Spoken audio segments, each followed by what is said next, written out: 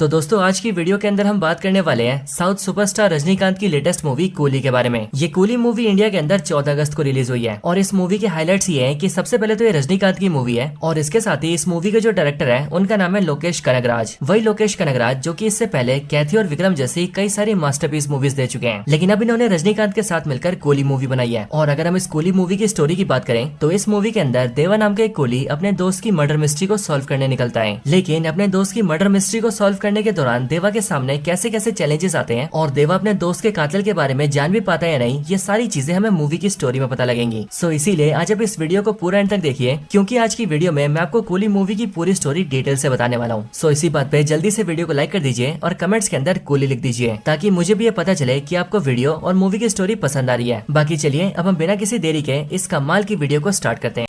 तो दोस्तों coolie movie की स्टार्टिंग होती है विशाखापट्टनम शहर के एक पोर्ट से और इस पोर्ट को देखकर हमें पता लगता है कि विशाखापट्टनम शहर के इस पूरे पोर्ट के ऊपर एक कंपनी का कब्जा है, जिस कंपनी का नाम है किंगपिन लॉजिस्टिक्स। और स्टोरी में हमें पता लगता है कि ये जो किंगपिन लॉजिस्टिक्स है ये साइमन नाम के एक आदमी की कंपनी है जिसने गवर्नमेंट से इस पोर्ट को 99 ईयर्स के लिए लीज पर ले रखा है और इसीलिए 99 सालों के लिए साइमन इस पूरे पोर्ट का मालिक है। और दोस्तों मूवी के अंदर साइमन और कोई नहीं बल्कि एक्टर नागार्जुन है, लेकिन दोस्तों हमें पता लगता है कि ये जो साइमन है ये बहुत ही बड़ा गैंगस्टर है और इसीलिए साइमन अपनी पावर्स का इस्तेमाल करके अपने पोर्ट के जरिए महंगी महंगी ज्वेलरी का सामान, इलीगल गोल्ड, पुराने एंटीक आइटम्स और महंगी लग्जरी घड़ियां, इन सारी चीजों को स्मगल करवाता है। और साइमन बिना गवर्नमेंट की नजरों में आए इन सारे सामान को इंडिया से एक्सपोर्ट करता है और इम्पोर्ट भी करता है। एंड इसी वजह से साइमन बहुत ज्यादा अमीर भी है। साइमन के इस पूरे पोर्ट के ऊपर टोटल 14,000 लोग काम करते हैं और इन 14,000 लोगों में सारे लेबर्स, मजदूर और इंजीनियर शामिल है, जिन सबको साइमन की गैंग के कुछ ऊपर के लोग कंट्रोल करते हैं। लेकिन इन सबके ऊपर एक दयाल नाम का आदमी है। ये दयाल न सिर्फ साइमन का सबसे भरोसेमंद आदमी है बल्कि इसके साथ ही साइमन के बाद इस पूरे पोर्ट के ऊपर दयाल की मर्जी चलती है। हालांकि नागार्जुन का यानी कि साइमन का इस मूवी के अंदर एक बेटा भी है जिसका नाम है अर्जुन, लेकिन ये अर्जुन अपने फादर साइमन के बिजनेस से दूर रहना चाहता है और उसे अपने फादर के बिजनेस में कोई इंटरेस्ट नहीं है और इसीलिए अर्जुन पोर्ट पर एक कस्टम ऑफिसर है। लेकिन साइमन अपने बेटे के कस्टम ऑफिसर होने का भी फायदा उठाता है और वो अपने बेटे अर्जुन के जरिए सारे इलीगल कस्टम के काम को पूरा करवा लेता है। लेकिन दोस्तों अब इन सब के पीछे हमें पता लगता है कि असल में विशाखापट्टनम की जो पुलिस है उसे काफी टाइम से साइमन पर शक हो रहा है और अंदर ही अंदर पुलिस डिपार्टमेंट इस बात को जानता है कि साइमन काफी सारे इलीगल काम करता है और इसीलिए पुलिस डिपार्टमेंट ने आज से 8 साल पहले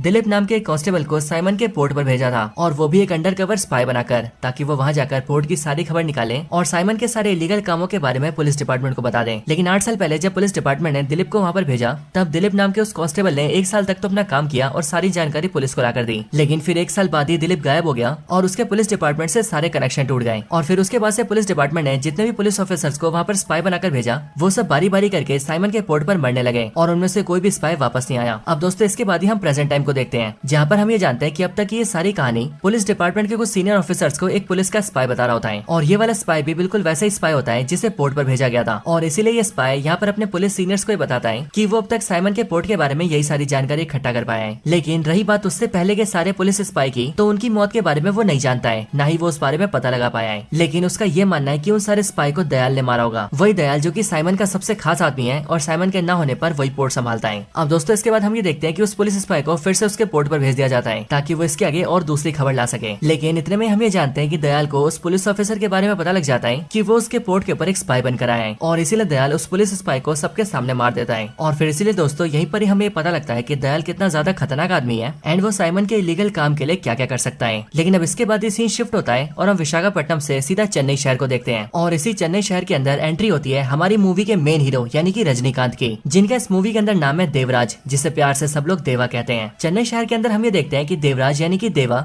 अपने एक बड़े से मेंशन के अंदर रहता है, लेकिन इस मेंशन के अंदर वो अपने साथ अपने कई सारे कूली दोस्तों को रखता है। देवा को मिलाकर इस मेंशन के अंदर टोटल 18 लोग होते हैं और देवा के साथ यहाँ पर जितने भी लोग होते हैं वो सब के सब आज से बहुत साल पहले देवा के साथ कूली का काम किया करते थे और जिस टाइम पर ये सारे के सारे लोग कूली हुआ करते थे तब उस टाइम पर देवा ही उन सारे कूलियों का यूनियन लीडर हुआ करता था। लेकिन सालों पहले कूली का काम छोड़ने के बाद भी सभी लोग देवा की इज्जत करते थे और बहुत सारे लोग तो देवा के साथ ही रहा करते थे और अब क्योंकि देवा उन सारे कूलियों का लीडर था इसीलिए बाकी के सारे कूली उसे प्यार से बड़े भाई कहते थे। यहाँ तक कि उनके मन में देवा के लिए बहुत ज्यादा इज्जत भी थी और वो इसीलिए क्योंकि देवा अपने सारे कूली साथियों को अपना परिवार मानता है और उनके हर सुख दुख में उनका साथ देता है। हालांकि हम ये भी जानते हैं कि देवा का मेंशन काफी ज्यादा बड़ा है और इसीलिए इस मेंशन के अंदर बहुत सारे कमरे भी हैं, जिस वजह से ये लोग मिलकर इस मेंशन के बहुत सारे कमरों को किराए पर भी देते हैं जिनसे उन्हें कमाई भी होती है। लेकिन देवा की एक खासियत है कि वो अपने मेंशन के कमरे स्टूडेंट्स को बहुत ही कम प्राइस पर देता है और उसके साथ ही वो स्टूडेंट्स को यहाँ पर खाना भी खिलाता है ताकि यहाँ पर रहने वाले स्टूडेंट्स आराम से पढ़ाई कर सके। लेकिन देवा के मेंशन के अंदर जितने भी लोग रहते हैं उन सबको एक कानून मानना पड़ता है और वो कानून होता है शराब न पीने का। असल में देवा का एक दोस्त हुआ करता था जिसका नाम था राजशेखर, और इस राजशेखर को मूवी के अंदर प्ले किया है एक्टर सत्यराज ने, जो कि इससे पहले बाहुबली के अंदर कटप्पा को प्ले कर चुके हैं। और ये यानी कि राजशेखर और देवा दोनों बहुत अच्छे दोस्त हुआ करते थे। और आज से 30 साल पहले राजशेखर ने देवा को एक कसम दी थी कि वो अब से शराब पीना छोड़ देगा, जिसके बाद से देवा ने शराब पीना छोड़ दिया और उसने अपने साथ साथ अपने मेंशन के किसी भी आदमी को भी शराब नहीं पीने दी। और इसीलिए हम ये देखते हैं कि मेंशन के अंदर जितने भी लोग रहते हैं उनमें से कोई भी शराब नहीं पीता है। अब दोस्तों आगे हम ये देखते हैं कि देवा की लाइफ में सब कुछ काफी ठीक चल रहा होता है, लेकिन फिर एक दिन अचानक से एक आदमी देवा के पास आता है और वो देवा को बताता है कि उसके पुराने दोस्त राजशेखर की मौत हो चुकी है। अपने दोस्त की मौत की खबर सुनकर देवा को बहुत बड़ा झटका लगता है, लेकिन जब देवा मौत का कारण पूछता है तब उसे पता लगता है कि राजशेखर की जो मौत है वो हार्ट अटैक की वजह से हुई है। अब दोस्तों यहाँ पर हमें पता लगता है कि राजशेखर न सिर्फ देवा का दोस्त होता है बल्कि सालों पहले राजशेखर ने अपनी बहन की शादी भी देवा से करवा रखी होती है, और इसीलिए राजशेखर रिश्ते से देवा का साला भी लगता है। अब दोस्तों अपने दोस्त राजशेखर की मौत की खबर सुनकर देवा जल्दी से उसके घर जाता है और उसके घर जाकर देवा आखिरी बार अपने दोस्त को देखता है जो कि उसके सामने एक लाश बनकर पड़ा होता है। यहाँ पर हम ये जानते हैं कि राजशेखर की फैमिली में उसकी वाइफ की काफी साल पहले मौत हो चुकी होती है, और इसीलिए राजशेखर के साथ उसकी 3 बेटियां होती है, जिनमें से जो सबसे बड़ी बेटी होती है वो होती है श्रुति हसन, और श्रुति हसन का इस मूवी के अंदर नाम है प्रीति। बट दोस्तों यहाँ पर हम ये देखते हैं कि जो प्रीति होती है वो देवा को कुछ खास पसंद नहीं करती है, और इसीलिए वो जैसे अपने घर के अंदर देवा को देखती है वैसी वो उसे वहाँ से निकल जाने के लिए कहती है, जिस वजह से देवा वहाँ से निकल जाता है और सीधा अपने साथियों से मिलता है। लेकिन दोस्तों देवा के मन में एक डाउट आता है और वो ये सोचता है कि उसका दोस्त राजशेखर तो काफी ज्यादा तंदुरुस्त था, तो आखिरकार उसे हार्ट अटैक कैसे आ सकता है। और अब इसके लिए देवा ये फैसला करता है कि वो अपने दोस्त राजशेखर के बारे में डिटेल से जानेगा, ताकि वो ये पता कर सके कि आखिरकार राजशेखर के साथ क्या क्या हुआ था। अब ऐसा करने के लिए वो सबसे पहले राजशेखर की कंपनी में जाता है, यानी कि वहाँ जहाँ पर राजशेखर काम किया करता था। बट वहाँ पहुंचकर उसे पता लगता है कि उस कंपनी से राजशेखर ने 5 साल पहले काम छोड़ दिया था। हालांकि इसी टाइम पर देवा राजशेखर की पोस्टमार्टम रिपोर्ट भी चेक करवाता है, जिसके बाद देवा को ये भी पता लगता है कि राजशेखर के पोस्टमार्टम की रिपोर्ट भी झूठी थी, और असली पोस्टमार्टम रिपोर्ट के हिसाब से राजशेखर की मौत हार्ट अटैक से नहीं बल्कि सीने पर बहुत ही जोरदार वार करने की वजह से हुई थी। और इसीलिए ये बात जानते ही देवा को ये पता लग जाता है कि राजशेखर की मौत नेचुरली नहीं थी, बल्कि राजशेखर का किसी ने मर्डर किया था, और जिसने भी राजशेखर को मारा था उसने उसे मारने के लिए उसकी छाती पर बहुत जोर जोर से वार किया था। और अब इसीलिए देवा ये फैसला करता है कि चाहे जो भी हो जाए वो राजशेखर के कातिल को ढूंढ कर ही रहेगा। अब दोस्तों इसके बाद ही देवा एक ऐसे आदमी से मिलता है जो कि राजशेखर के काफी करीब था, और इसीलिए उस आदमी से मिलकर देवा उससे राजशेखर के बारे में पूछता है, जिसके बाद वो आदमी राजशेखर के बारे में देवा को सारी बातें बताता है। अब इसके बाद राजशेखर की स्टोरी स्टार्ट होती है, जिसमें हम 5 साल पीछे जाते हैं। वो आदमी देवा को ये बताता है कि आज से 5 साल पहले राजशेखर एक कंपनी में काम किया करता था, और जिस कंपनी में राजशेखर काम किया करता था वो एक साइंस और टेक की कंपनी थी, एंड उसमें देवा उनके लिए नए नए रिसर्चेस करता था। लेकिन देवा अपनी तीनों बेटियों को डॉक्टर बनाना चाहता था, पर डॉक्टर की पढ़ाई करने के लिए बहुत ज्यादा पैसे लगते हैं, और राजशेखर के पास उतने पैसे नहीं थे। लेकिन राजशेखर के पास एक रिसर्च का आइडिया था, और इसीलिए 5 साल पहले उसने सबसे पहले अपनी कंपनी से रिजाइन किया और वो अपने रिसर्च के काम पर लग गया। और जिस चीज के ऊपर राजशेखर काम कर रहा था वो चीज असल में एक मोबाइल क्रीमेटर थी। अब दोस्तों मैं आपको बता दूं कि ये मोबाइल क्रीमेटर बेसिकली एक ऐसा छोटा डिवाइस होता है जिस पर अगर आप किसी भी पक्षी या फिर जानवर को रखते हैं तो फिर इस मशीन से निकलने वाली बहुत तेज करंट उस जानवर की पूरी बॉडी को कुछ ही सेकंड्स के अंदर ऐश बना देती है, यानी कि राख, और वो भी बिना कोई पॉल्यूशन किए। हालांकि उस क्रीमेटर मशीन को पूरा करने के लिए राजशेखर को कई सारे इलीगल सामान की जरूरत थी, और इसीलिए उसने कस्टम ऑफिसर के जरिए विदेश से उस इलीगल सामान को मंगवाया, एंड फिर उन सारे सामान की मदद से उसने अपने मशीन को तैयार कर लिया। अब राजशेखर बेसिकली अपने उस क्रीमेटर मशीन को सरकार से अप्रूव करवाना चाहता था, और वो ये चाहता था कि सरकार इस मशीन का इस्तेमाल करे और जो भी जानवर या पक्षी मर जाए उन सबको इस मशीन के जरिए राख बना दे। क्योंकि दोस्तों ये बात हम सभी जानते हैं कि अगर हम किसी का भी नॉर्मल तरीके से क्रीमेशन करते हैं तो फिर उससे एनवायरमेंट के अंदर बहुत ज्यादा पॉल्यूशन होता है, लेकिन राजशेखर के इस मशीन के जरिए उस पॉल्यूशन से बचा जा सकता है। अब राजशेखर को ये भरोसा था कि सरकार इस मशीन को अप्रूव कर देगी, जिसके बाद इस मशीन के पेटेंट के बदले में राजशेखर को जो भी पैसे मिलेंगे उन पैसों से वो अपनी बेटियों को डॉक्टरी की पढ़ाई करवा पाएगा। लेकिन दोस्तों हम ये देखते हैं कि जब राजशेखर की इस मशीन का इंस्पेक्शन होता है तब गवर्नमेंट ऑफिशियल्स राजशेखर के इस मशीन को अप्रूव करने से मना कर देते हैं, और बेसिकली वो लोग राजशेखर से ये कहते हैं कि राजशेखर की बनाई हुई मशीन तो काफी बढ़िया है, लेकिन इस मशीन से जितने अच्छे काम हो सकते हैं उतने ही बुरे काम भी हो सकते हैं। और वो इसीलिए क्योंकि अगर ऐसी मशीन कल को किसी गलत हाथ में पड़ गई तो फिर वो गलत सोच वाला इंसान इस मशीन के जरिए बहुत सारे लोगों की भी जान ले सकता है। और अब क्योंकि इस मशीन के जरिए हम किसी को भी कुछ ही सेकंड्स में राख बना सकते हैं, इसीलिए जिन भी इंसानों को इस मशीन के जरिए मारा जाएगा उनकी ना तो पहचान हो पाएगी और ना ही ये पता लग पाएगा कि आखिरकार वो इंसान गए कहाँ। और इसीलिए ये तर्क देकर राजशेखर की इस मशीन को अप्रूव नहीं किया जाता। अब स्टोरी में आगे राजशेखर का वो साथी देवा को बताता है कि राजशेखर के उस क्रीमेटर मशीन के रिजेक्ट होने के बाद राजशेखर काफी ज्यादा टूट गया, और फिर इसीलिए अपनी बेटियों को पालने के लिए उसे जो काम मिला वो काम करने लगा। लेकिन ये सब सिर्फ तब तक चला जब तक इस बारे में साइमन को पता नहीं चल गया। अब दोस्तों इसके बाद हम स्टोरी में साइमन को देखते हैं, जहाँ पर हम ये जानते हैं कि साइमन के लीगल कामों की वजह से उसके बहुत सारे दुश्मन होते हैं, और इसीलिए एक बार बहुत सारे लोग मिलकर साइमन पर जानलेवा अटैक करते हैं। लेकिन साइमन अपने साथियों के साथ मिलकर उन सारे लोगों को जान से मार देता है। लेकिन पता नहीं कैसे उन सारी किलिंग के बारे में पुलिस को पता लग जाता है, और इसीलिए पुलिस डिपार्टमेंट के अंदर साइमन के जो भी खबरी होते हैं वो साइमन को बताते हैं कि साइमन को को कुछ भी करके उन सारी डेड बॉडीज को डिस्पोज करना होगा, क्योंकि अगर वो डेड बॉडीज पुलिस को इन्वेस्टिगेशन में मिल गई तो फिर साइमन को कोई नहीं बचा सकता है। अब इस बारे में साइमन काफी ज्यादा परेशान होता है, लेकिन फिर उसी टाइम पर उसके पास उसका बेटा आता है और साइमन का बेटा अर्जुन उसे राजशेखर की मशीन के बारे में बताता है। अब दोस्तों आपको याद होगा कि मैंने आपको बताया था कि राजशेखर को अपनी मशीन को बनाने के लिए काफी सारे इलीगल सामान को इम्पोर्ट करना पड़ा था, और उन सारे इलीगल सामान को इम्पोर्ट करने में उसकी मदद एक कस्टम ऑफिसर ने की थी। लेकिन वो कस्टम ऑफिसर और कोई नहीं बल्कि साइमन का बेटा अर्जुन ही था, और इसलिए यहाँ पर अर्जुन अपने फादर साइमन से कहता है कि मैंने राजशेखर नाम के एक आदमी की इलीगल सामान लाने में मदद की थी, और उसकी मदद से उसने एक ऐसे क्रीमेटर मशीन को डेवलप किया है जिस मशीन की मदद से हम किसी को भी राख बना सकते हैं। अब ये बात सुनते ही साइमन जल्दी से राजशेखर के पास जाता है और वो वहाँ का राजशेखर से उस मशीन को चलाने के लिए कहता है, लेकिन राजशेखर साइमन की बात नहीं मानता और वो साइमन से कहता है कि वो साइमन के किसी भी गलत काम में उसका साथ नहीं देगा। बट ये बात सुनकर साइमन राजशेखर के सामने उसकी तीनों बेटियों को जान से मारने की धमकी देता है, और इसीलिए अपनी बेटियों की जान बचाने के लिए राजशेखर को मजबूरी में साइमन के लिए काम करना पड़ता है और अपनी बनाई हुई मशीन का इस्तेमाल साइमन के लिए करना पड़ता है। हालांकि राजशेखर के इस काम के बारे में उसकी सिर्फ बड़ी बेटी प्रीति को पता होता है, और इसीलिए राजशेखर प्रीति के साथ मिलकर अपने मशीन को चलाता है और वो साइमन के द्वारा मारे गए सारी डेड बॉडीज को डिस्पोज कर देता है, जिसके बाद वो सारी की सारी डेड बॉडीज राख बन जाती है। अब इस काम के बदले में साइमन राजशेखर को काफी सारे पैसे देता है, लेकिन वो राजशेखर के इस काम से इतना ज्यादा खुश हो जाता है कि वो राजशेखर से कंटिन्यूसली ये काम करवाने लगता है, और आगे उसके पास जो भी डेड बॉडीज आती है उन सबको भी वो राजशेखर के मशीन के जरिए खाक बना देता है। अब राजशेखर की इतनी कहानी सुनने के बाद ही देवा को ये समझ में आ जाता है कि राजशेखर की बड़ी बेटी प्रीति उसके काम में उसका साथ दिया करती थी, इसीलिए हो ना हो अब राजशेखर के मरने के बाद साइमन के लोग प्रीति को लेने आएंगे, क्योंकि राजशेखर के बाद अब प्रीति है जो कि मशीन चलाना जानती है। एंड अब इसलिए देवा जल्दी से प्रीति के पास जाता है, लेकिन वहाँ पहुंचकर वो ये देखता है कि वहाँ पर साइमन के गुंडे पहले से वहाँ पर पहुंच चुके हैं, और फिर इसलिए देवा पहले तो प्रीति को उन गुंडों से बचाता है, उन गुंडों को बीट करता है, एंड फिर वो उन गुंडों से कहता है कि वो खुद भी मशीन चलाना जानता है, और इसलिए अगर वो लोग चाहे तो उसे अपने साथ ले जा सकते हैं। जिसके बाद हम ये देखते हैं कि देवा और प्रीति दोनों ही साइमन के आदमियों के साथ जाते हैं, जिसके बाद वो सारे आदमी उन दोनों को दयाल के पास ले जाते हैं। अब दयाल जैसे इस बात को जानता है वैसे वो देवा और प्रीति को अपने साथ ले जाता है, और वो उन दोनों को मशीन के पास लाकर उसे एक्टिवेट करने के लिए कहता है, ताकि जो डेड बॉडीज उनके पास पड़ी होती है वो उन सबको खाक बना सके। अब यहाँ पर प्रीति अपने फादर की इस मशीन को चलाना जानती थी, और इसीलिए वो यहाँ पर देवा को ये मशीन चलाना सिखाती है, जिसके बाद वो दोनों मिलकर इस मशीन के जरिए सारी डेड बॉडीज को ऐश बना देते हैं। इसके साथ ही ये सब देखकर दयाल को भी ये बिलीव हो जाता है कि देवा को भी ये मशीन चलानी आती है। अब दोस्तों देवा इस बात को जान चुका था कि उसका दोस्त राजशेखर साइमन के लिए काम करता था, और जाहिर है कि साइमन को राजशेखर से बहुत ज्यादा फायदा था, इसलिए जाहिर सी बात है कि राजशेखर को ना तो साइमन खुद मारेगा और ना ही अपने आदमियों से मरवाएगा, इसलिए हो ना हो राजशेखर को मारने वाला कोई और ही है। लेकिन वो आदमी कौन हो सकता है इस बारे में जानने के लिए देवा साइमन के ग्रुप में आ जाता है और साइमन के पोर्ट पर क्रीमेटर मशीन को चलाने का काम करने लगता है। अब दोस्तों इन सब के बीच ही हम साइमन को देखते हैं, जो कि असल में दिलीप नाम के उस पुलिस कांस्टेबल स्पाई के बारे में जान जाता है, जिसे आज से 8 साल पहले पुलिस डिपार्टमेंट ने उसके पोर्ट पर स्पाई करने के लिए भेजा था। और दोस्तों यहाँ पर हम ये जानते हैं कि वो पुलिस का स्पाई यानी कि दिलीप और कोई नहीं बल्कि दयाल है, वही दयाल जो कि साइमन का सबसे खास आदमी बना पड़ा था। लेकिन आज साइमन दयाल के बारे में सब कुछ जान चुका था, और इसीलिए साइमन सीधा अपने पोर्ट पर आता है और वो दयाल पर हमला कर देता है, और वो एक हथौड़े से दयाल को पीट कर उसकी जान ले लेता है। लेकिन अब इसके बाद ही साइमन देवा और प्रीति को बुलाता है, जिसके बाद जब देवा साइमन के सामने आता है तब साइमन उसे देखकर कहता है कि क्या अब राजशेखर के बाद वही उसके लिए मशीन ऑपरेट कर रहा है, जिस पर देवा उसे हाँ बोलता है। लेकिन दोस्तों यहाँ पर साइमन देवा को ध्यान से देखने लगता है, और फिर उसके बाद वो देवा से कहता है कि उसने देवा को पहले भी कहीं पर देखा हुआ है। लेकिन इस बात को सुनकर देवा मना करता है, एंड वो साइमन से कहता है कि वो उससे पहली बार मिल रहा है, और फिर इसलिए ये बात सुनकर साइमन बात को नजरअंदाज करता है, एंड वो देवा को सीधा दयाल की डेड बॉडी दिखाता है। जिसके बाद वो देवा से कहता है कि वो इस दयाल की बॉडी को ले जाकर शहर में जो कमिश्नर का ऑफिस है उसके बगल वाले शमशान घाट में दफना दे। और साइमन ऐसा इसलिए करवाना चाहता है ताकि पुलिस डिपार्टमेंट दयाल की बॉडी देखे और पुलिस को पता लगे कि अब अगर उन्होंने किसी को भी स्पाई बनाकर उसके पोर्ट पर भेजा तो साइमन उस अगले पुलिस वाले का भी यही हाल करेगा। और दोस्तों इस काम को सौंपने के साथ ही साइमन देवा से ये भी कहता है कि अगर देवा साइमन का एक काम करता है और वो दयाल को गाड़ देता है तो फिर साइमन भी देवा के लिए एक बहुत बड़ा काम करेगा। अब इस बात को सुनने के बाद ही देवा और प्रीति दोनों मिलकर दयाल की बॉडी को सीधा गाड़ी में डालते हैं और उसे लेकर सीधा कमिश्नर ऑफिस के बगल के शमशान घाट में जाते हैं, एंड वहाँ जाकर दयाल की बॉडी को गाड़ देते हैं। लेकिन दोस्तों वो लोग जैसे दयाल को गाड़ते हैं वैसे कुछ सेकंड्स के बाद ही दयाल मिट्टी से बाहर आ जाता है। ये देखकर देवा भी हैरान हो जाता है कि आखिरकार मरा हुआ इंसान जिंदा कैसे हो सकता है। लेकिन यहाँ पर प्रीति देवा को ये बताती है कि एक्चुअली में दयाल के साथ जो भी हुआ है वो काफी ज्यादा रेयर केस है, लेकिन ऐसा पहले भी कई बार हो चुका है। असल में अगर किसी इंसान को बहुत जोर जोर से मारा जाए तो उसकी सांसें रुक सकती है और बाकियों को ऐसा लग सकता है कि वो इंसान मर चुका है, लेकिन फिर अचानक से कुछ टाइम बाद ही उसकी सांसें फिर से चलने लगती है, जिस वजह से उसकी जान वापस आ जाती है। और बिल्कुल यही केस इस टाइम पर दयाल के साथ हुआ है। लेकिन एक बार कब्र से बाहर आने के बाद ही जो दयाल होता है वो सीधा देवा के पैर पकड़ लेता है, एंड वो देवा से कहता है कि वो उसे ना मारे, क्योंकि वो असल में एक पुलिस का आदमी है जो कि खुद साइमन के ऊपर स्पाई करके उसे पुलिस के हाथों पकड़वाना चाहता है। इसके साथ ही वो देवा से ये भी कहता है कि उसके छोटे छोटे बच्चे भी हैं और इसलिए अगर वो मर गया तो उसके बच्चे भूखे मर जाएंगे। अब इन बातों को सुनकर देवा को दयाल पर दया आ जाती है और इसलिए वो दयाल को वहाँ से भागने देता है। लेकिन अब क्योंकि दयाल बहुत ही बुरी हालत में होता है इसलिए प्रीति भी उसके साथ जाती है और वो उसे ट्रेन के जरिए हैदराबाद छोड़ने जाती है। इधर देवा जल्दी से साइमन के पास वापस जाता है और वो साइमन से कहता है कि उसने दयाल की डेड बॉडी को गाड़ दिया है। ये बात सुनकर साइमन काफी खुश होता है और इसलिए वो देवा को एक वीडियो दिखाता है है। अब असल में दोस्तों ये वीडियो एक सीसीटीवी फुटेज होती है, लेकिन इसी सीसीटीवी फुटेज में देवा ये देखता है कि जिस दयाल की अभी वो मदद करके आ रहा है उसी दयाल ने उसके दोस्त राजशेखर को बांध कर मारा था। वो वीडियो में देखता है कि दयाल ने उसके दोस्त राजशेखर के हाथ बांध दिए और उसकी छाती पर जोर जोर से घूंसे मारे, जिसके बाद उन हमलों की वजह से राजशेखर की मौत हो गई। अब दोस्तों इस वीडियो को देखने के बाद देवा को बहुत ज्यादा गुस्सा आता है और वो ये सोचने लगता है कि जिस दयाल ने उसके खास दोस्त की जान ली उसने उसी दयाल को जिंदा छोड़ दिया और उसे भागने में मदद भी की। लेकिन दोस्तों अब इसी दौरान देवा को फोन आता है और जब देवा फोन उठाता है तब उसे पता लगता है कि फोन के सामने और कोई नहीं बल्कि दयाल है। और दयाल को देखकर हमें पता लगता है कि जिस ट्रेन से दयाल और प्रीति गए थे दयाल ने उसी ट्रेन के लोको पायलट को जान से मार दिया है और अब वो ट्रेन को अपनी मर्जी से चला रहा है एंड वो उसे वहीं पर रोकेगा जहाँ उसे रोकने का मन करेगा। इसके साथ ही वो प्रीति को भी अपने कब्जे में कर लेता है एंड इसीलिए वो फोन पर हंसते हुए देवा से कहता है कि मैंने तुम्हें बड़ी आसानी से बेवकूफ बना दिया। हालांकि यहाँ फोन पर ही देवा दयाल से पूछता है कि आखिरकार उसने उसके दोस्त राजशेखर को क्यों मारा। लेकिन दोस्तों हम ये देखते हैं कि दयाल उसकी बात का जवाब नहीं देता है एंड वो देवा से कहता है कि अब उसके दोस्त राजशेखर की बेटी उसके कब्जे में है और इसीलिए अगर देवा प्रीति की जान सही सलामत चाहता है तो फिर उसे वही करना होगा जो वो करवाना चाहता है, क्योंकि अगर देवा ने ऐसा नहीं किया तो वो न सिर्फ प्रीति को जान से मार देगा बल्कि वो साइमन को फोन करके ये भी बता देगा कि वो जिंदा है और उसे जिंदा छोड़कर विशाखापट्टनम से भगाने वाला देवा ही है। और ये बात जैसी वो साइमन को बताता है वैसे ही साइमन खुद ही देवा को जान से मार देगा। इसीलिए दयाल देवा से कहता है कि उसकी और उसकी ये दोस्त की बेटी प्रीति की दोनों की जान उसके कब्जे में है, इसलिए देवा को उसकी बात माननी पड़ेगी। अब देवा को अपनी जान की तो कोई परवाह नहीं होती है, लेकिन अब क्योंकि उसे राजशेखर की बेटी प्रीति की जान की चिंता होती है इसीलिए वो दयाल की बात के लिए हाँ कर देता है और वो उसका काम करने के लिए राजी हो जाता है। अब दोस्तों यहाँ पर एक बात मैं आपके सामने क्लियर कर देना चाहता हूँ और वो बात यह है कि इस मूवी की स्टोरी में काफी सारे फ्लॉज हैं और उन्हीं में से स्टोरी का एक फ्लॉ ये भी है कि आखिरकार दयाल ने राजशेखर को क्यों जान से मारा। लेकिन हाँ, अगर आप में से किसी ने मूवी देखी है और उसे समझ में आया है कि आखिरकार दयाल ने राजशेखर को क्यों मारा था तो आप ये बात कमेंट्स के अंदर जरूर शेयर करना, क्योंकि दोस्तों अगर मैं मूवी की बात करूँ तो मूवी के अंदर तो कहीं भी इस बात का कोई आंसर नहीं है। हालांकि दोस्तों अगर मैं अपने ओपिनियन की बात करूँ तो जहाँ तक मुझे लगता है कि दयाल ने राजशेखर को इसीलिए मारा होगा क्योंकि शायद से राजशेखर दयाल की सच्चाई जान गया होगा और मे बी राजशेखर को ये पता लग गया होगा कि दयाल साइमन के लिए वफादार नहीं है और शायद वो इस बात को साइमन को बताने भी वाला था एंड इसलिए हो सकता है कि दयाल ने राजशेखर को जान से मार दिया हो ताकि वो उसके बारे में किसी को कुछ न बता पाए। अब दोस्तों मूवी की स्टोरी पर वापस आए तो यहाँ पर हम ये देखते हैं कि दयाल देवा से अपना काम करवाने लगता है क्योंकि जाहिर है कि साइमन के डर की वजह से अब दयाल बाहर नहीं आ सकता है और इसलिए दयाल को जिन भी आदमियों से कुछ लेना होता है वो उन्हें देवा के जरिए लेता है और वो देवा के हाथों वो सामान रिसीव करके उन सारे सामान को अपने अड्डे पर छुड़वाता है जिस अड्डे के बारे में वो देवा को बताता है और साथ ही साथ उस जगह के लॉक को खोलने के लिए वो देवा को एक चाबी भी दिलवाता है। और दोस्तों जब देवा दयाल के उस अड्डे पर जाता है तब हम भी ये देखते हैं कि वहाँ पर बहुत सारा कैश होता है, बहुत सारी ज्वेलरी और गोल्ड होता है और साथ ही साथ वहाँ पर बहुत सारे डॉक्यूमेंट्स भी रखे होते हैं। इसके साथ ही दयाल उस अड्डे में देवा के हाथों 2 पासपोर्ट भी लाता है और दोस्तों इन सारी चीजों को देखकर हमें ये बात क्लियर हो जाती है कि जो दयाल है उसे आज से 8 साल पहले पुलिस डिपार्टमेंट ने एक स्पाई बनाकर पोर्ट पर भेजा था ताकि वो साइमन की जासूसी करके उसके बारे में पुलिस को बता सके और वहाँ जाकर दयाल ने साइमन का भरोसा भी जीता एंड उसका खास आदमी भी बन गया। साथ ही साथ पुलिस डिपार्टमेंट के कहे अनुसार उसने 1 साल तक पुलिस के लिए प्रॉपर काम किया। लेकिन दोस्तों उसके बाद दयाल के मन में लालच आ गया और फिर इसीलिए उसने पुलिस के लिए खबरी का काम करना छोड़ दिया और वो साइमन के पोर्ट पर अपने भरोसे और अपने पावर का इस्तेमाल करके वहाँ पर धीरे धीरे करके कैश, ज्वेलरी और बाकी सारा सामान चोरी करने लगा और उसने वो सारा सामान अपने अड्डे पर भर लिया, उसी अड्डे पर जहाँ पर हमने अभी देवा को देखा है। लेकिन अब इन सबके साथ ही उसने अपने लिए 2 फेक पासपोर्ट भी बनवा लिए हैं। इसलिए अब शायद से दयाल का यही इरादा है कि अब वो इन सारे सामान को लेकर चुपके से गायब हो जाए और इंडिया छोड़कर किसी और देश जाकर रहने लगे। लेकिन दोस्तों अब इन सबके साथ ही दूसरी तरफ हम ये देखते हैं कि जो साइमन का बेटा था यानी कि अर्जुन, वो अपने पोर्ट पर काम करने वाली एक दूसरी लड़की से प्यार करने लगता है। लेकिन अब क्योंकि अर्जुन को अपने फादर साइमन से काफी डर लगता है इसलिए वो उस लड़की के बारे में अपने फादर साइमन को नहीं बताता, पर साथ ही वो ये फैसला करता है कि वो इस बारे में सीधा देवा से बात करेगा क्योंकि अर्जुन को ऐसा लगता है कि उसका फादर साइमन देवा की रिस्पेक्ट करता है और इसीलिए हो ना हो अगर देवा उसकी तरफ से बात करेगा तो शायद से साइमन उसके रिश्ते के लिए हाँ बोल देगा। अब ऐसा करने के लिए अर्जुन सीधा देवा के पास जाता है एंड वो उसे अपने बारे में बताता है। इसके साथ ही हम ये भी जानते हैं कि इस टाइम पर अर्जुन का फादर साइमन विदेश में है और वो जिन क्रिमिनल के सिंडिकेट से जुड़ा हुआ है वो उनकी मीटिंग में गया हुआ है और दोस्तों इस सिंडिकेट के अंदर वो सारे क्रिमिनल्स हैं जो कि सब मिलकर स्मगलिंग का काम करते हैं और देखा जाए तो साइमन भी इन सबके साथ मिलकर ही काम करता है। लेकिन असल में इन सबके सिंडिकेट का एक हेड है जिसका नाम है दाहा और उस दाहा के सिंडिकेट के सारे मेंबर्स रिस्पेक्ट करते हैं और अब वही दाहा साइमन से मिलने भी आ रहा है। हालांकि दोस्तों ये सिंडिकेट का लीडर दाहा कौन है ये हम सबको मूवी में आगे पता लगेगा। बाकी दोस्तों इधर इंडिया में हम ये देखते हैं कि दयाल देवा को फोन करता है एंड वो उससे कहता है कि वो साइमन के बेटे अर्जुन को जान से मार दे। लेकिन दोस्तों देवा ऐसा करने से मना करता है और वो दयाल से कहता है कि साइमन का बेटा अर्जुन बहुत ही शरीफ है और उसका इन सबसे कोई लेना देना नहीं है। लेकिन ये बात सुनकर दयाल देवा पर जोर बनाता है एंड वो उससे कहता है कि अगर उसने अर्जुन को नहीं मारा तो फिर वो प्रीति को मार देगा। अब हालांकि दोस्तों इन सब के बाद भी देवा अर्जुन को नहीं मारता और अर्जुन जिस लड़की से प्यार करता है देवा उसे उसके साथ भगा देता है। लेकिन दोस्तों इसके कुछ टाइम बाद ही दयाल देवा को फोन करता है एंड वो उसे वीडियो कॉलिंग करके कहता है कि वो उसके दोस्त की बेटी प्रीति को जान से मार देगा क्योंकि देवा ने उसके कहने पर अर्जुन को नहीं मारा है। लेकिन दोस्तों इसी टाइम पर हम ये देखते हैं कि देवा काफी कॉन्फिडेंट होता है और वो उसी वीडियो कॉल पर दयाल को अर्जुन और उसकी गर्लफ्रेंड दिखाता है। बट देवा ने इस टाइम पर अर्जुन की गर्लफ्रेंड को बांध कर रखा होता है। लेकिन दोस्तों वीडियो कॉल पर जैसे दयाल अर्जुन की गर्लफ्रेंड को बंधा हुआ देखता है वैसे वो बहुत ज्यादा डर जाता है। लेकिन फिर इसके बाद ही देवा उसके बारे में बताता है और वो दयाल से उससे कहता है कि मैं जानता हूँ कि ये अर्जुन की जो गर्लफ्रेंड है वो और कोई नहीं बल्कि तेरी बीवी है और ये भी तेरी तरह अंडर कवर होकर काम कर रही है एंड तूने ही इसे अर्जुन से प्यार का ड्रामा करने के लिए कहा था, लेकिन अब तेरी ये बीवी मेरे हाथों पकड़ी जा चुकी है और इसीलिए तू जल्दी से प्रीति को छोड़ दे वरना ये मारी जाएगी। अब अपनी पत्नी को बचाने के लिए दयाल जल्दी से प्रीति को छोड़ देता है, जिसके बाद प्रीति वहाँ से भाग जाती है और रास्ते में उसे देवा के लोग उठा लेते हैं एंड उसे अपनी गाड़ी में सेफली देवा के पास लाने लगते हैं। इधर देवा भी प्रीति को रिसीव करने के लिए निकल जाता है, लेकिन देवा जैसे यहाँ से निकलता है वैसे हम ये देखते हैं कि दयाल की जो बीवी होती है जिसे देवा ने बांध दिया होता है वो अर्जुन के सामने रोने लगती है। हालांकि अर्जुन के सामने उसका भांडा तो फूट गया होता है, लेकिन कहीं ना कहीं अर्जुन उससे प्यार करने लगा था और इसलिए दयाल की बीवी अर्जुन के सामने रो धो के ये कहती है कि मैं दयाल से प्यार नहीं करती, दयाल ने मुझसे ये सब जबरदस्ती करवाया था, मैं तो तुमसे प्यार करती हूँ। और दोस्तों ये सारी बातें सुनकर अर्जुन पिघल जाता है और वो दयाल की वाइफ को फ्री कर देता है, लेकिन फ्री होने के बाद ही दयाल की वाइफ अर्जुन को बीट कर देती है और उसे ले जाकर एक गाड़ी में बांध देती है। इसके बाद दयाल की वाइफ जल्दी से दयाल को फोन करती है एंड वो उससे कहती है कि मैं आजाद हो चुकी हूँ। जिसके बाद दयाल जैसे इस बात को सुनता है वैसे वो जल्दी से प्रीति का पीछा करता है और उसे पकड़ने की कोशिश करता है। इसके साथ ही दयाल की जो वाइफ होती है वो भी प्रीति के पीछे लग जाती है और वो भी प्रीति को ढूंढने लगती है। जिसके बाद दोस्तों दयाल रास्ते में प्रीति को पकड़ लेता है और उस टाइम पर प्रीति के साथ देवा के जितने भी लोग होते हैं दयाल उन सबको मार देता है, लेकिन प्रीति उन सबसे बचकर एक ट्रेन में घुस जाती है। अब दोस्तों इस टाइम पर प्रीति को याद आता है कि एक बार उसके फादर राजशेखर ने उससे कहा था कि अगर लाइफ में जब भी तुम्हें कोई बहुत बड़ी प्रॉब्लम आए और तुम्हारी जान पर खतरा आए तो मैं तुम्हें एक नंबर देता हूँ और तुम्हें उस टाइम पर उस नंबर पर फोन करना होगा और तुम्हें कहना होगा कोली नंबर 5821। अब दोस्तों इसी टाइम पर स्टोरी के साथ ही हमें ये भी पता लगता है कि असल में ये कोली नंबर यानी कि कोली नंबर 5821 और किसी का नहीं बल्कि देवा का नंबर है। इसके साथ ही स्टोरी के जरिए हमें ये भी पता लगता है कि राजशेखर के जिस करीबी आदमी ने देवा को उसके बारे में बताया था उसने देवा को ये भी बताया था कि वो जानता है कि देवा राजशेखर की बहन का पति भी था, लेकिन देवा ने अपनी पूरे परिवार को छोड़ दिया था। बट देवा के जाने के बाद देवा को एक बेटी हुई थी, लेकिन दोस्तों एक हादसे में देवा की वाइफ और राजशेखर की वाइफ दोनों की वाइफ मारी गई थी और फिर इसीलिए उसके बाद से राजशेखर ने अपनी दोनों बेटियों के साथ साथ देवा की बेटी को भी संभाला था। और इसीलिए दोस्तों राजशेखर की जो सबसे बड़ी बेटी है यानी कि प्रीति वो उसकी नहीं बल्कि देवा की बेटी है और इसीलिए राजशेखर ने प्रीति से कहा था कि अगर उसे लाइफ में कभी भी कोई बहुत बड़ी दिक्कत हो तो वो एक नंबर पर फोन करके कोली नंबर 5821 बोले। और दोस्तों वो नंबर और किसी का नहीं बल्कि रजनीकांत का यानी कि देवा का ही था। साथ ही साथ राजशेखर का साथी देवा को स्टोरी में ये भी बताता है कि अगर कभी तुम्हारे फोन पर कोई फोन करे और वो तुमसे कोली नंबर 5821 कहे तो समझ जाना कि सामने वाला तुम्हारी औलाद है। अब दोस्तों प्रेजेंट टाइम में हम ये देखते हैं कि प्रीति बिल्कुल ऐसा ही करती है और वो नंबर पर डायल करके कोली नंबर 5821 कहती है, जिसके बाद ही देवा को भी पता चल जाता है कि प्रीति असल में उसी की बेटी है। अब हालांकि दोस्तों इन सब के बीच हम ये देखते हैं कि दयाल प्रीति को ढूंढने में फेल हो जाता है, लेकिन दयाल की जो वाइफ होती है वो प्रीति तक पहुंच जाती है। बट इन सब के बीच जो साइमन होता है उसे पता चल चुका होता है कि उसका बेटा अर्जुन लापता है। इसके साथ ही साइमन के साथी उसे ये बताते हैं कि उन सब ने साइमन के बेटे अर्जुन को आखिरी बार देवा के साथ देखा था और अब इसीलिए दोस्तों साइमन अपने आदमी को भेजता है ताकि उसके आदमी देवा और उसके दोस्त राजशेखर की बेटी प्रीति दोनों को उठा सके। और इसीलिए यहाँ पर दयाल की वाइफ जैसी प्रीति को पकड़ती है वैसे साइमन के कई सारे आदमी वहाँ पर आते हैं और वो प्रीति एंड दयाल की वाइफ दोनों को कैप्चर करके साइमन के पासपोर्ट पर ले जाते हैं। लेकिन दोस्तों इन सब के बीच ही हम दयाल को देखते हैं जिसे उसकी वाइफ ने बता दिया था कि उसने अर्जुन को कौन सी गाड़ी में छुपाया है और इसीलिए दयाल सीधा उसी गाड़ी के अंदर जाता है एंड वहाँ पहुंचकर वो सीधा साइमन को वीडियो कॉल करता है एंड वीडियो कॉल पर वो साइमन के सामने उसके बेटे को जान से मार देता है और मारते हुए वो साइमन से ये कहता है कि ये सब कुछ वो देवा के कहने पर कर रहा है और देवा ने उसके बेटे को मारने के लिए कहा है। और यहाँ पर दयाल ये सब कुछ इसलिए करता है ताकि साइमन देवा को मार दे और इतने में दयाल अपनी वाइफ को लेकर देश छोड़कर भाग जाए। लेकिन दोस्तों साइमन वीडियो कॉल पर अपने बेटे को मरता हुआ देखकर बहुत ज्यादा बौखला जाता है और इसीलिए वो अपने बहुत सारे आदमी देवा को पकड़ने के लिए भेजता है ताकि उसके आदमी देवा को पकड़ के उसके पास पोर्ट पर ला सके। लेकिन दोस्तों जब साइमन के आदमी देवा मेंशन पहुंचते हैं और देवा को पकड़ने की कोशिश करते हैं तब देवा उन सबको बीट करने लगता है, लेकिन यहाँ पर देवा अकेला पड़ जाता है। लेकिन फिर देखते देखते वहाँ पर देवा के 18 और साथी आते हैं जिनमें से एक कालीशा भी होता है। और दोस्तों ये जो कालीशा है उसे प्ले किया है एक्टर उपेंद्र ने जो कि वैसे साउथ इंडस्ट्री के काफी फेमस एक्टर है एंड इसलिए हम यहाँ पर ये देखते हैं कि ये सारी कोली मिलकर साइमन के सारे साथियों को मार देते हैं। और दोस्तों मूवी का ये फाइट सीन काफी गजब का सीन होता है। हालांकि दोस्तों इन सब के बाद ही देवा को ये पता लग जाता है कि इस टाइम पर उसकी बेटी प्रीति साइमन के साथ उसके पोर्ट पर है और इसीलिए वो जल्दी से अकेला उसे बचाने निकलता है एंड वो अपने साथियों को अपने पीछे से आने के लिए कहता है। इसके बाद सीन शिफ्ट होता है और हम सीधा साइमन को देखते हैं जिससे कि अपने सामने प्रीति और दयाल की वाइफ को बिठा रखा होता है। अब दोस्तों साइमन यहाँ पर दयाल की वाइफ के बारे में भी जान चुका था और इसीलिए वो यहाँ पर दयाल को वीडियो कॉल करता है एंड उसके सामने उसकी वाइफ को जान से मार देता है। इसके बाद वो देवा के आने का वेट करता है ताकि वो देवा के सामने उसकी बेटी को भी मार सके। अब दोस्तों अगले पल देवा साइमन के सामने आता है जिसे देखकर साइमन को बहुत ज्यादा गुस्सा आता है एंड वो देवा से कहता है कि वो जान चुका है कि उसके बेटे अर्जुन को मरवाने वाला देवा है। लेकिन इस बात पर देवा साइमन को ही बताता है कि उसके बेटे को ना तो उसने मारा है और ना ही मरवाया है और इसीलिए वो उसके दोस्त की बेटी प्रीति को जाने दे, अगर साइमन चाहे तो अपना गुस्सा निकालने के लिए उसे मार दे। लेकिन दोस्तों ये बात सुनकर साइमन देवा से कहता है कि तुझे देखकर मैं इतना तो समझ चुका हूँ कि तू कोई आम इंसान नहीं है और ना ही तू ये सब सिर्फ अपने दोस्त की बेटी के लिए कर रहा है, इसलिए तू मुझे ये बता कि आखिरकार तू है कौन और आखिरकार तू ये सब कर क्यों रहा है। अब दोस्तों इन सब के बाद ही देवा साइमन को अपनी स्टोरी बताता है। देवा की कहानी आज से 30 साल पहले शुरू होती है। आज से 30 साल पहले देवा एक कूली हुआ करता था और जब वो कूली का काम किया करता था उसी टाइम पर उसकी दोस्ती राजशेखर से हुई थी। राजशेखर बहुत अच्छा इंसान था और इसीलिए उन दोनों की दोस्ती काफी गहरी हो गई और वो यानी कि देवा, उसका दोस्त राजशेखर और उसके साथ के बहुत सारे कूली साथी एक साथ मिलकर एक इम्पोर्ट एक्सपोर्ट कंपनी के लिए काम करते थे और उनका जो मालिक था वो उन्हें काम के ठीक ठाक पैसे देता था। लेकिन फिर एक दिन मालिक ने काम के लिए सारे कुलियों को विदेश भेजा और वहाँ पर उनसे कंटेनर उठवाए। हालांकि उसको और उसके साथी कुलियों को अब तक ये कुछ भी नहीं पता था कि उन कंटेनर्स के अंदर क्या होता है। लेकिन विदेश में उस दिन उन सबको पता लगा कि उन सभी कंटेनर्स के अंदर ड्रग का सप्लाई होता है। और अब क्योंकि वहाँ विदेश में पुलिस की रेड पड़ी, इसलिए वो सारे कुली पकड़े गए। जिसके बाद मालिक ने भी सारा का सारा ब्लेम कुलियों पर डाल दिया और ये कहा कि ये सारा स्मगल कुली कर रहे हैं। वहाँ पर टोटल 400 कुली फंसे थे और इसीलिए वहाँ की पुलिस ने हमें ऑप्शन दिया कि अगर हम 400 कुली में से कम 100 कुली भी इस जुर्म को अपना ले तो फिर उन 100 कुलियों के बदले में बाकी 300 को वापस इंडिया भेजा जा सकता है। अब ऐसा करने के लिए वो सारे कुली मान गए, जिसके बाद उन सारे कुलियों को चुना गया जिनके आगे पीछे रोने वाला कोई भी नहीं है। और वो सारे 300 कुली जिनकी फैमिलीज हैं उन सबको वापस जाने के लिए कहा गया। लेकिन जो 100 कुली वहाँ पर रुक रहे थे उनके साथ मैं भी रुका, यानी कि देवा। पर मेरे दोस्त राजशेखर ने मुझे वहाँ से चलने के लिए कहा और उसने मुझसे कहा कि अगर वो यहाँ पर रुकता है तो वो मुझे यानी कि अपने दोस्त को और अपने परिवार को भूल जाए। मेरे सामने बहुत बड़ी दुविधा थी, मैं अपने कुली दोस्तों को चुनूं या फिर अपने परिवार को। पर आखिरकार मैंने अपने कुली साथियों को चुना और मैं वहीं पर रुक गया। लेकिन देवा के साथ जो 100 कुली वहाँ पर रुके थे उन सभी को उनकी कंपनी के मालिक ने मरवाने की कोशिश की और कई सारे कुलियों को उसने मार भी दिया। लेकिन फिर ये सब देखकर देवा यानी कि वो रुका नहीं और उसने उस सेठ को जान से मार दिया। और ये स्टोरी बताते बताते देवा साइमन से कहता है कि अपनी कंपनी के जिस मालिक को उसने जान से मारा वो और कोई नहीं बल्कि साइमन का फादर जेवियर था। अब दोस्तों इस बात को सुनकर साइमन शॉक हो जाता है और फिर यहीं से उसे ये बात याद आती है कि क्यों उसे पहले ऐसा लगता था कि उसने देवा को कहीं तो देखा हुआ है। असल में उसने देवा को तब देखा था जब वो काफी छोटा था और वो भी उस टाइम पर जिस टाइम पर देवा ने उसके फादर को मारा था। अब दोस्तों ये बात जानते ही साइमन गुस्से से देवा पर हमला करता है, जिसके रिस्पॉन्स में उन दोनों के बीच फाइट होती है और उस फाइट में देवा साइमन को जान से मार देता है। और इसी टाइम पर देवा की मदद के लिए उसके कुली साथी भी पहुंच जाते हैं। इसीलिए साइमन के मरने के बाद उसका जो इलीगल सामान पोर्ट पर होता है वो अपने साथियों की मदद से उन सबको भी ब्लास्ट करवा देता है। अब इसके बाद देवा अपने कुली साथी और प्रीति के साथ जब जा रहा होता है तभी रास्ते में उसे बहुत सारे आदमी घेर लेते हैं और वो सारे आदमी देवा और उसके साथ के लोगों को लेकर सीधे एक अनजान जगह पर जाते हैं। इसके साथ ही दोस्तों देवा और उसके साथियों के सामने एंट्री होती है दाहा की, वही दाहा जो कि साइमन के सिंडिकेट का लीडर है। एंड दोस्तों हम यहाँ पर ये देखते हैं कि ये दाहा और कोई नहीं बल्कि आमिर खान है। यहाँ पर दाहा को ये पता लगता है कि देवा ने साइमन को मारा है, उसके सिंडिकेट के मेंबर को, और इसीलिए दाहा सीधा अपने हाथ में एक तलवार उठाता है और वो देवा को मारने जाता है। लेकिन देवा के पास आते उसे कुछ याद आता है और वो पास्ट में एक स्टोरी को याद करता है। और दोस्तों स्टोरी में हम ये देखते हैं कि जिस टाइम पर देवा ने साइमन के फादर जेवियर को जान से मारा था उस टाइम पर वहाँ पर दाहा भी प्रेजेंट था। और वैसे तो उस टाइम पर दाहा का फादर भी एक गैंगस्टर था, लेकिन देवा को देखकर दाहा ने ये मान लिया था कि देवा उसके फादर से भी ज्यादा पावरफुल आदमी है और इसीलिए उस दिन से ही दाहा देवा की इज्जत करने लगा था। और आज 30 साल बाद प्रेजेंट टाइम में दाहा देवा को पहचान लेता है और फिर इसलिए दाहा देवा को अपनी गैंग को ज्वाइन करने के लिए कहता है ताकि वो दोनों साथ मिलकर काम कर सके। अब इसके बाद ही देवा सीधा दाहा के फादर के पास जाता है और उसे हाँ बोल देता है। लेकिन उसके साथ ही वो दाहा के फादर से ये भी बोलता है कि वो गैंग को ज्वाइन करने के लिए तो राजी है, लेकिन वो अभी भी यही बोलेगा कि अगर गैंग में उसके कुली साथियों को कुछ भी हुआ तो फिर उससे बुरा कोई भी नहीं होगा, क्योंकि अपने साथियों के लिए वो पहले भी खड़ा था और आज भी खड़ा है। हालांकि दोस्तों इसी टाइम पर हम दयाल को भी देखते हैं जिसे भी दाहा ने कैप्चर करवा लिया था और फिर इसीलिए यहाँ पर देवा बहुत ज्यादा मिट्टी खुदवाता है एंड उसके अंदर दयाल को धक्का मार के उसे मिट्टी के नीचे दबा देता है ताकि दयाल की मौत हो जाए। और फिर इस तरह से देवा दयाल को मारकर उस अपने दोस्त राजशेखर की मौत का बदला लेता है। अब दोस्तों वैसे तो अब यहाँ पर इस सीन के बाद इस मूवी की स्टोरी खत्म हो जाती है, लेकिन दोस्तों यहाँ इस आखिरी सीन के अंदर भी मुझे काफी बड़ा फ्लो दिखता है और वो फ्लो होता है दाहा और देवा के मिलने वाला सीन। क्योंकि दाहा जैसी देवा के सामने आता है वैसी वो तलवार से उसे मारने वाला होता है, बट अचानक से दाहा को याद आ जाता है कि वो देवा को 30 साल पहले से जानता है और इसी वजह से वो देवा को जान से नहीं मारता। लेकिन दोस्तों अगर दाहा को ये बात याद नहीं आती फिर तो वो देवा को जान से मार देता और सिर्फ देवा नहीं बल्कि उसके सारे साथी भी मारे जाते, इवन उसकी बेटी प्रीति भी।